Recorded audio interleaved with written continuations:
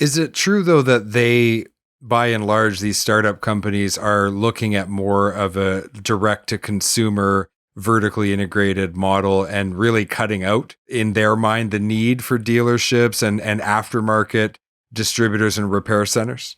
In general, I would say yes. That is pretty what I've seen is that they developing their own service networks with third parties, with and market strategies overall. Parts, I think, is really a problem for the startups is they don't have the built-in network distribution that a legacy player would have, and they're really struggling with that. And a lot of them are trying to control the parts themselves. You can't go down to your local Napa and get a AC to DC converter for an EV. You have to go back to the manufacturer and hoping that they have that part available.